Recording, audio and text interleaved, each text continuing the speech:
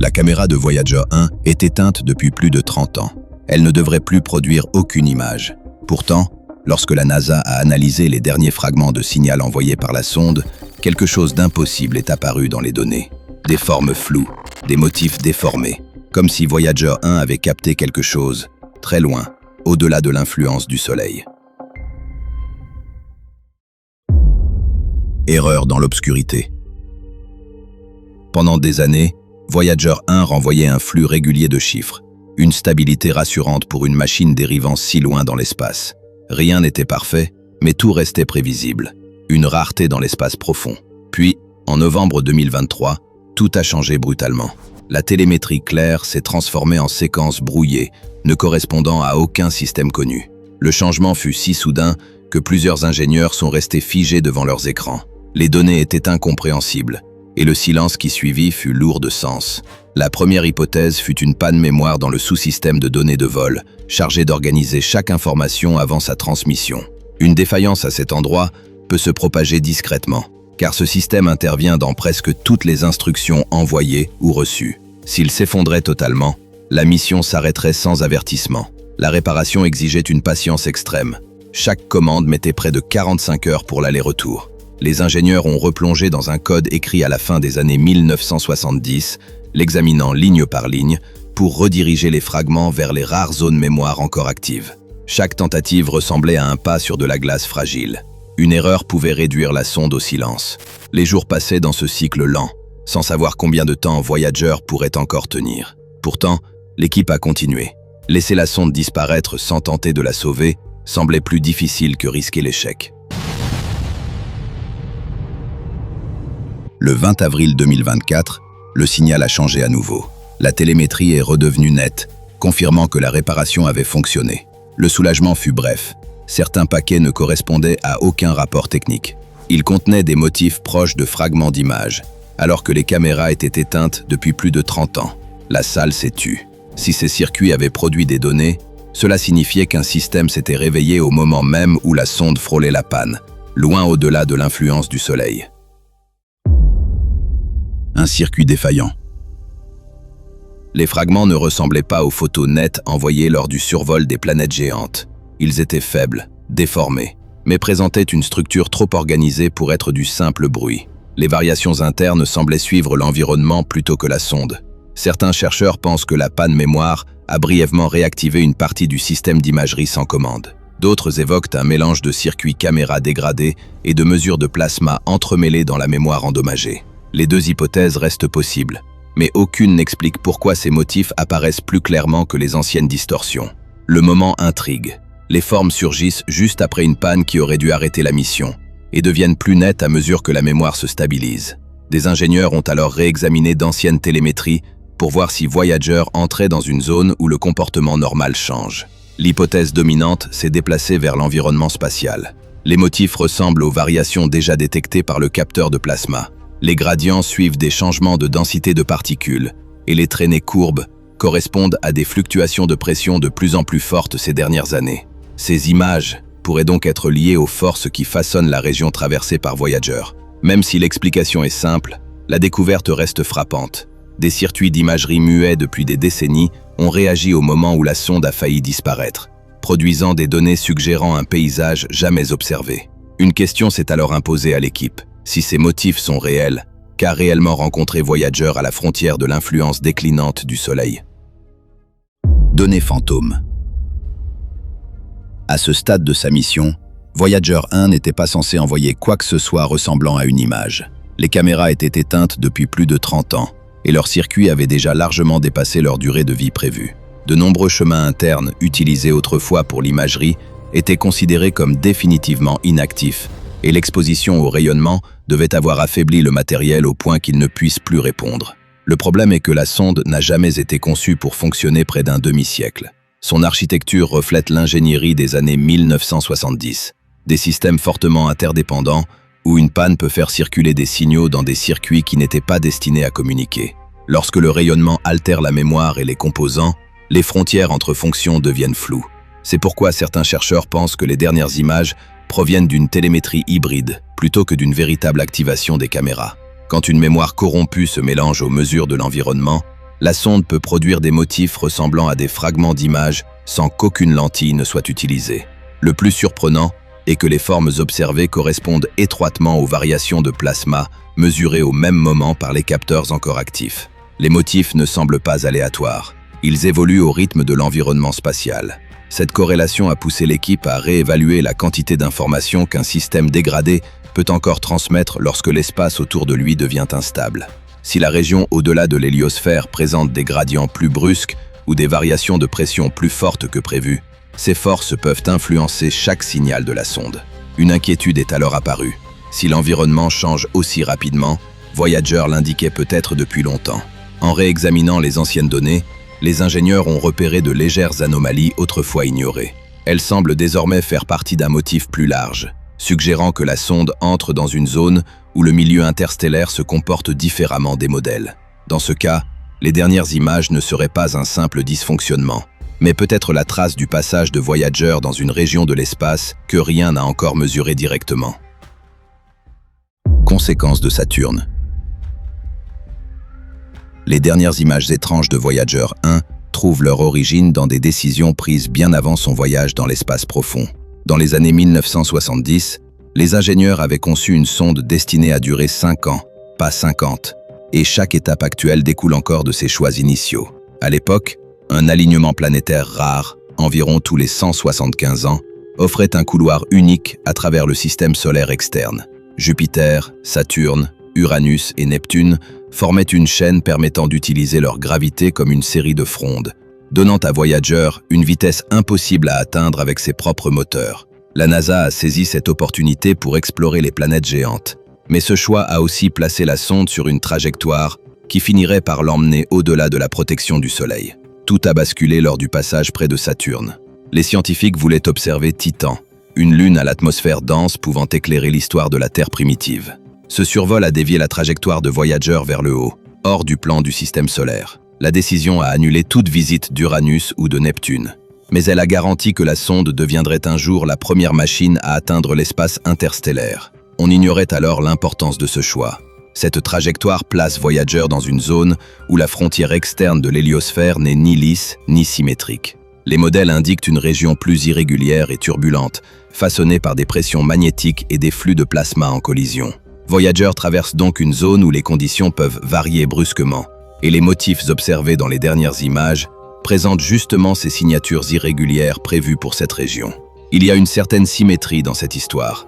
Une décision prise en 1980 pour étudier Titan influence aujourd'hui ce que Voyager observe à la limite de l'influence solaire. Pour comprendre ces dernières images, les chercheurs ont dû revenir à ce qui s'est produit après le passage de Saturne, lorsque la sonde est entrée dans une région de l'espace où plusieurs de nos anciennes prévisions ont commencé à s'éloigner de la réalité. À travers le vent solaire déclinant.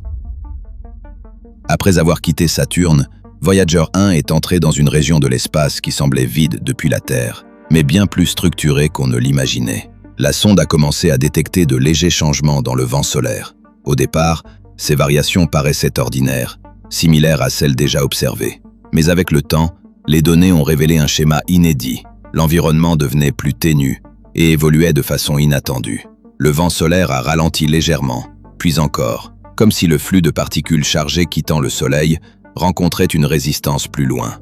Le champ magnétique s'est étiré en filaments irréguliers, et des bouffées de particules énergétiques sont apparues là où les modèles prévoyaient un espace calme. Peu à peu, les mesures ont formé un tableau que les prévisions initiales n'avaient jamais décrit. La transition s'est faite très progressivement. Au début, rien de spectaculaire. Voyager traversait des zones où le vent solaire faiblissait par petites étapes, jusqu'à ce que la tendance s'accentue brusquement. C'était comme franchir un seuil invisible, où les forces du système solaire entraient directement en contact avec celles du milieu interstellaire. Depuis la Terre, ces découvertes arrivaient lentement. Chaque signal mettait de longues heures à atteindre le Deep Space Network, et lorsque les scientifiques analysaient les données, la sonde avait déjà avancé plus loin. Ils découvraient l'environnement après l'avoir traversé. Les mesures révélaient peu à peu une frontière bien plus irrégulière que la transition douce attendue. Les mêmes formes qui apparaîtront plus tard dans les dernières images étaient déjà présentes dans les données de particules, mais beaucoup plus faibles. La pression montait, puis chutait, et le champ magnétique oscillait avec un rythme inhabituel, signe que Voyager entrait dans une région où l'influence du Soleil ne se comportait plus comme prévu. Tout cela conduisait au moment attendu depuis le début de la mission, l'approche de la limite de l'héliosphère et le passage vers une zone jamais traversée par une sonde. Les signaux suggéraient déjà que cette frontière n'était pas une transition douce, mais une région façonnée par des forces plus abruptes et complexes que prévu. Deux vents se rencontrent. Pendant des décennies, les chercheurs pensaient que le vent solaire diminuerait progressivement. Mais lorsque Voyager a atteint la frontière, les mesures ont changé presque instantanément. Les particules solaires ont chuté d'un coup, tandis que les particules très énergétiques venues de l'extérieur du système solaire ont brusquement augmenté. La rupture dans les données était si nette que certains ingénieurs ont d'abord soupçonné une panne d'instruments. Pourtant, les mêmes résultats sont revenus dans plusieurs transmissions, confirmant que la sonde venait d'entrer dans une région dominée par des pressions bien plus fortes que celles de l'héliosphère. La frontière ne ressemblait pas à un simple affaiblissement du vent solaire, mais à une sorte de coque comprimée où deux forces se rencontrent dans une zone étroite et instable. Une fois cette bulle franchie, Voyager a découvert un espace loin d'être vide.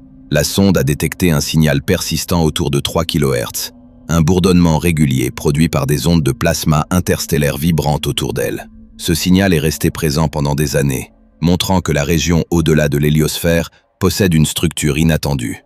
Le champ magnétique y est aussi plus fort et plus complexe que prévu.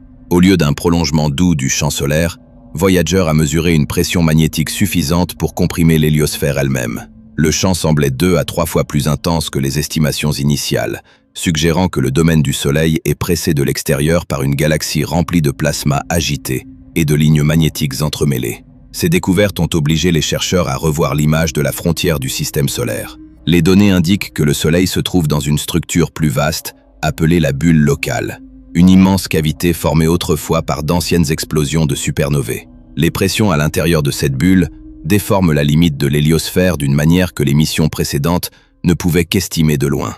Les motifs observés dans les dernières images de Voyager correspondent à ces mêmes forces. Les gradients évoquent un plasma comprimé, et les traînées courbes rappellent la tension magnétique mesurée lors du passage de la sonde. Cela a soulevé une nouvelle question, car ces images ne ressemblent pas à de simples distorsions. Elles pourraient être la trace d'une région où le milieu interstellaire devient plus turbulent que prévu. Si ces motifs ont été captés pendant ce moment de transition extrême, alors les dernières images ne montreraient pas un système en train d'échouer, mais l'entrée de Voyager dans une couche de l'espace interstellaire que aucune mission n'a encore pu mesurer directement. Caméra silencieuse. Le système d'imagerie de Voyager 1 n'était pas censé se rallumer. Après la photo du Pale Blue Dot, en 1990, l'équipe avait éteint les caméras et déconnecté leur circuit pour économiser l'énergie au profit des autres instruments. Depuis, ces lignes électroniques ont passé près d'un demi-siècle exposées au rayonnement de l'espace profond, et la plupart des ingénieurs pensaient que les circuits d'imagerie étaient trop dégradés pour transmettre quoi que ce soit. Mais les systèmes spatiaux ne tombent pas toujours en panne de manière propre ou prévisible. Des particules énergétiques peuvent modifier la mémoire, corrompre des instructions ou activer des circuits dormants d'une façon qui ne respecte plus leur conception initiale. Lorsque le sous-système de données de vol a commencé à subir des erreurs mémoire, certaines anciennes lignes d'imagerie ont pu envoyer des fragments ressemblant à des paquets d'images, sans qu'aucune caméra ne soit réellement activée. Ce phénomène, appelé télémétrie hybride, apparaît lorsque des instructions d'imagerie dégradées se mêlent aux mesures de l'environnement dans le même flux de données. Le résultat peut ressembler à une image de très faible résolution, même sans système optique. Ce qui rend le cas de Voyager particulier, c'est que les formes observées dans les dernières images correspondent étroitement aux variations mesurées par ces capteurs de plasma et de champs magnétiques encore actifs. Les gradients changent au même rythme que l'environnement spatial, et les bandes courbes coïncident avec les fluctuations de pression enregistrées au même moment. Un bruit aléatoire ne se comporte pas ainsi. Il se disperse sans structure et change d'un paquet à l'autre sans lien avec l'extérieur. Les motifs observés en 2024 suivent au contraire le même rythme que les instruments actifs, suggérant qu'ils portent l'empreinte des forces présentes autour de la sonde. Cela a changé l'interprétation de l'événement. Le système d'imagerie défaillant n'aurait pas simplement produit des artefacts, mais réagi à l'environnement, révélant indirectement des signatures de densité de plasma et de pression magnétique par des circuits qui n'étaient plus censés fonctionner. Si cette hypothèse est correcte, les dernières images ne montrent peut-être ni étoile ni vide, mais la façon dont le milieu interstellaire se déforme autour d'une sonde solitaire, traversant une région encore inexplorée. Et cela soulève une nouvelle question. Si ces images reflètent réellement les changements de l'environnement, elles pourraient indiquer non seulement comment Voyager se détériore, mais aussi où la sonde se trouve, et pourquoi l'espace autour d'elle a commencé à évoluer si brusquement au moment de la panne. Dernière lueur dans le signal. Lorsque les dernières images sont arrivées aux analystes extérieurs à l'équipe Voyager, la réaction est restée prudente. Les formes semblaient étranges, sans structure évidente, ni étoiles, ni poussière, ni objets lointains. Pourtant, les gradients évoluaient avec une régularité incompatible avec un simple bruit aléatoire. Le bruit se disperse sans direction, alors que ces motifs suivaient un rythme suggérant des forces agissant sur la sonde. Les chercheurs ont donc comparé ces images aux mesures de plasma et de champs magnétiques de Voyager. La correspondance était frappante. Les arcs visibles coïncidaient avec des variations de pression mesurées près de l'héliopause, mais avec des signatures plus nettes que dans les données précédentes. Cela suggère que la sonde est entrée dans une zone où le milieu interstellaire évolue plus rapidement que prévu. Plusieurs hypothèses ont émergé. L'une propose que Voyager traverse une couche de plasma comprimée dans la bulle locale, vaste cavité créée par d'anciennes supernovas autour du système solaire. Une autre implique le champ magnétique galactique, qui se plie à grande échelle et peut former des régions étroites où les particules chargées se concentrent. Certains évoquent aussi une frontière interne de cette bulle, où poussière et structures magnétiques pourraient s'organiser en couches jamais observées directement. Aucune explication n'est confirmée, mais toutes ont attiré l'attention bien au-delà du monde scientifique. On pensait que la sonde disparaîtrait discrètement en perdant sa puissance, pas qu'elle révélerait une région plus complexe et turbulente que les modèles ne l'avaient prévu. L'émotion vient aussi du moment. Ces images sont apparues juste après une panne qui a failli réduire la sonde au silence, comme un dernier message inattendu d'une machine à bout de force. Depuis près d'un demi-siècle, Voyager traverse l'obscurité en envoyant des signaux si lointains que chaque échange demande presque 2 jours. Et alors que ces systèmes déclinent, elle révèle des motifs suggérant une nouvelle couche de l'espace interstellaire, façonnée par des forces que la mission n'était pas censée observer. C'est pour cela que ces images ont marqué les esprits. Elles rappellent qu'une sonde mourante peut encore modifier notre compréhension de la frontière entre l'influence du Soleil et la galaxie. En étudiant ces fragments, une idée s'est imposée à l'équipe. Ces images ne sont peut-être pas la dernière erreur de Voyager, mais sa dernière découverte, captée au moment où la sonde dérive dans une région que les modèles décrivent mal. L'avenir de Voyager reste incertain, et son énergie continuera de diminuer.